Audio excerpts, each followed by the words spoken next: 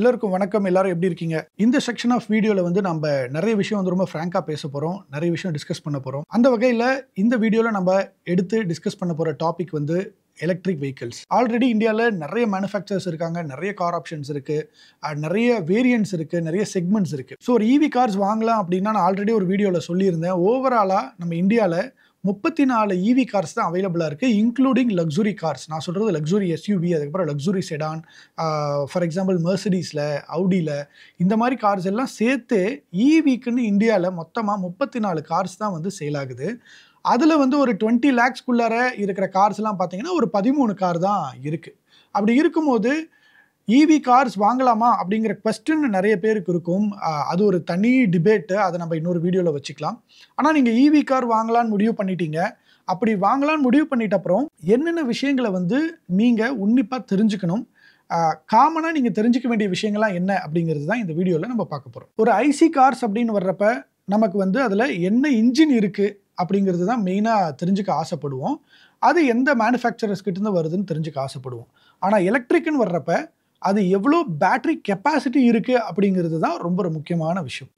அதை எப்படி சொல்லுவாங்க அப்படின்னா கிலோவாட் அவர், KWH அப்படின்னு சொல்லுவாங்க. இப்போ ஒரு ரெகுலர் ஐசி இன்ஜினில் அது வந்து 1000 சிசி, 1200 சிசி, இல்லை வந்து 1600 சிசி, இல்லை 2 லிட்டர் அப்படின்லாம் சொல்லுவோம். அதை பொறுத்து இதுக்கு வந்து எவ்வளோ பவர் வந்து ப்ரொடியூஸ் பண்ணும் அப்படிங்கிறத நம்ம ஈஸியாக கால்குலேட் பண்ணிக்கலாம். அந்த மாதிரி ஒரு ஈவின்னு வர்றப்ப கிலோவாட் அவர், அதாவது அது வந்து ஒரு 30 கிலோவாட் அவரா, 40 கிலோவாட் அவரா, இல்லை 50யா, 70யா அப்படிங்கிறத பொறுத்து அந்த பேட்டரியோட சைஸை வந்து டிட்டர்மைன் பண்ணிடலாம். அப்படி சைஸை டிட்டர்மைன் பண்ணும்போது அது எவ்வளோ ரேஞ்ச் கொடுக்கும் அப்படிங்கிறது நம்ம ஈஸியாக கால்குலேட் பண்ணிக்கலாம். ஆல்மோஸ்ட் நமக்கு ஃபெமிலராக இருந்தது அப்படின்னா ஈஸியாக கால்குலேட் பண்ணிக்கலாம். அதோடு சேர்ந்து அது எவ்வளோ பவர் ப்ரொடியூஸ் பண்ணும் அப்படிங்கிறதும் நம்ம தெரிஞ்சுக்கலாம். ஸோ அதனால் நீங்கள் ஒரு ஈவி வாங்க போகிறீங்க அப்படின்னா ஃபஸ்ட்டு நீங்கள் தெரிஞ்சுக்க வேண்டியது அந்த காரில் எவ்வளோ கிலோவாட் ஹவர் பேட்டரி கெப்பாசிட்டி இருக்குது அப்படிங்கிறது ரொம்ப ரொம்ப முக்கியம். ஒரு இன்ஜினில் இருக்கிற சிசி மாதிரி இப்போ கிலோவாட் ஹவர் அப்படிங்கிறத நம்ம தெரிஞ்சுக்கிட்டோம். அடுத்து அது எவ்வளோ பவர் ப்ரொடியூஸ் பண்ணும் அப்படின்னு தெரிஞ்சுக்கணும் இல்லையா? இப்போ நீங்கள் இன்டர்னல் கம்பஷன் இன்ஜினில் வந்து அதை வந்து ஹெச்பின்னு சொல்லுவோம், இல்லை பிஹெச்பின்னு சொல்லுவோம், நியூட்டன் மீட்டர் டார்க்குன்னு சொல்லுவோம்.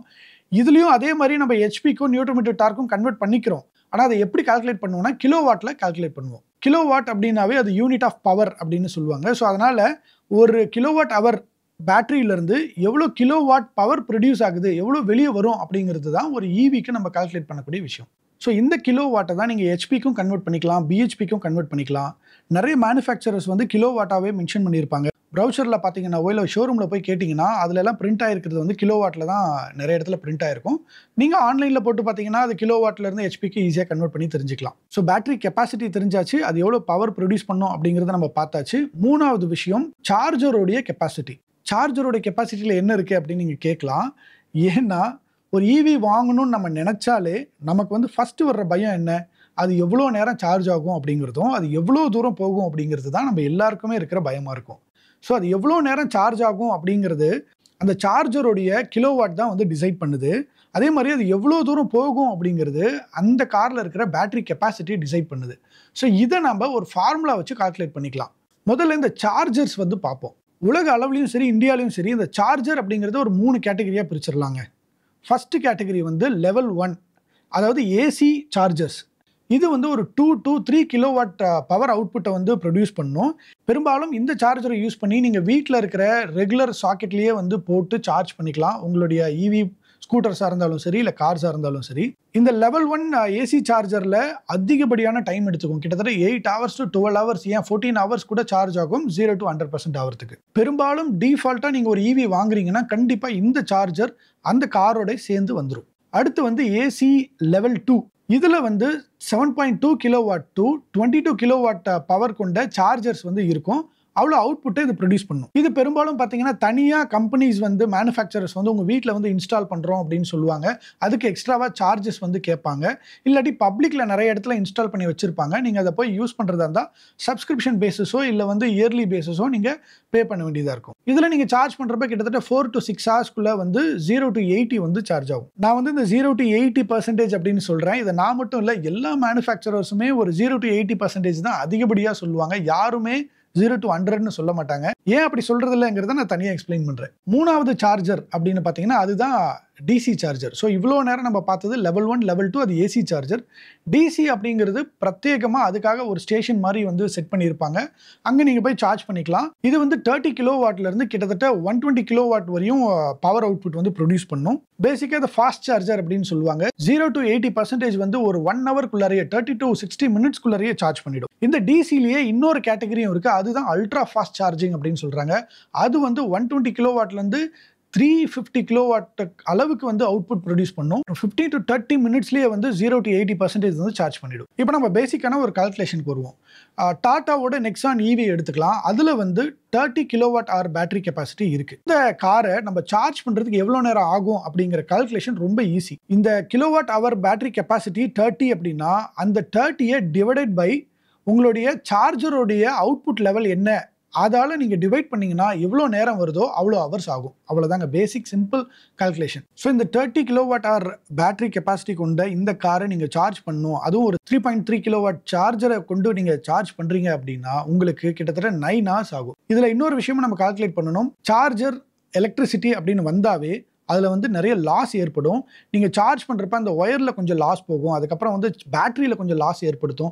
இந்த மாதிரி லாஸஸ் எல்லாம் கால்குலேட் பண்ணி ஓவராலாக இதுக்கு 10 hours ஆகும் அப்படிங்கிறது தான் நான் இங்கே எக்ஸல் ஷீட்டில் கால்குலேட் பண்ணி வச்சுருக்கேன். இதே காரணம் நீங்கள் ஒரு ஃபாஸ்ட் சார்ஜரில் கொண்டு போய், அதாவது டிசி சார்ஜரில் கொண்டு போய் பண்ணீங்க அப்படின்னா ஒரு 7 to 8 ஹவர்ஸ்க்குள்ளே நீங்கள் சார்ஜ் பண்ணிக்கலாம். ஸோ இந்த இடத்துல நாலாவதாக ஒரு விஷயம் நீங்கள் முக்கியமாக தெரிஞ்சுக்கணும். அது வந்து சார்ஜ் ரேட் அப்படின்னு சொல்லுவாங்க, அதாவது சி ரேட் அப்படின்லாம். இது என்ன அப்படின்னா, என்னதான் நீங்கள் 30 கிலோவாட் ஹவர் பேட்டரி கெப்பாசிட்டி வச்சிருந்தாலும் சார்ஜருடைய கிலோவாட் வந்து ஒரு 150 200 இருந்தாலும் இந்த காருடைய சார்ஜிங் கெப்பாசிட்டி பார்த்தீங்கன்னா கண்டிப்பாக ஒரு 18 கிலோவாட்டாக தான் இருக்கும். இதை நான் உங்களுக்கு எக்ஸ்பிளைன் பண்ணணும்னா, இப்போ ஒரு 2 கிளாஸ் வச்சிருக்கோம்.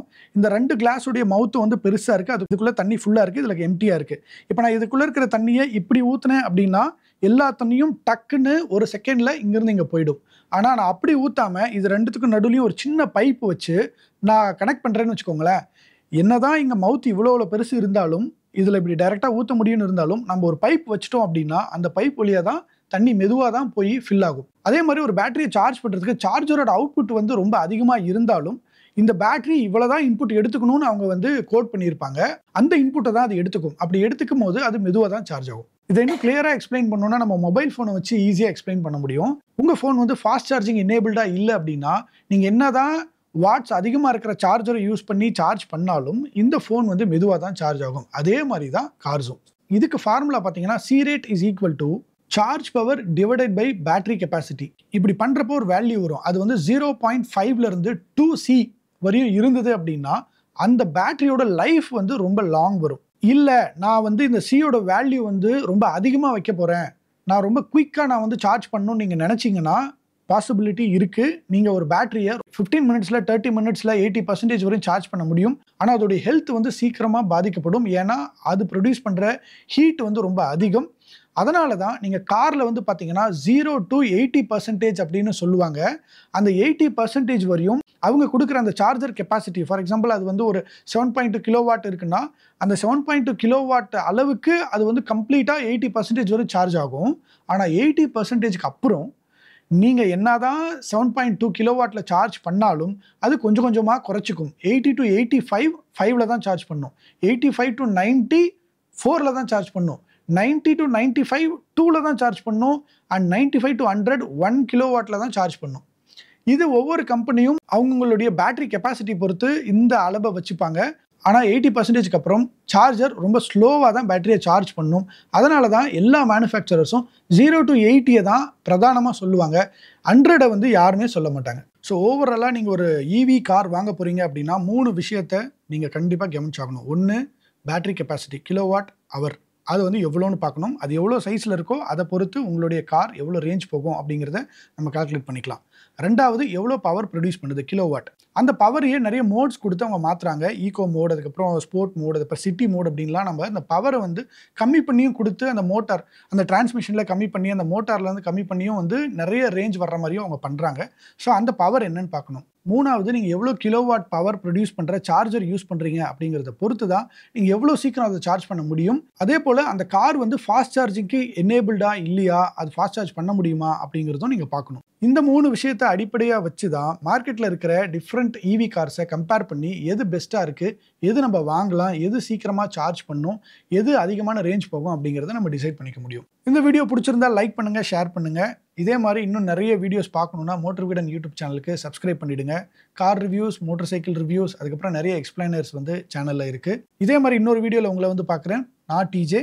அடுத்த வீடியோவில் பார்க்கலாம். ஆனந்த விகடனில் வெளியான சூப்பர் டூப்பர் ஹிட் தொடரான வீரயுக நாயகன் வேல்பாரி இப்போது ஆடியோ ஃபார்மேட்டில் உங்கள் விகடன் பிளேயில். இப்போவே விகடன் ஆப்பை இன்ஸ்டால் பண்ணுங்க. பிளே ஐகானை கிளிக் பண்ணி வேல்பாரி கேளுங்க.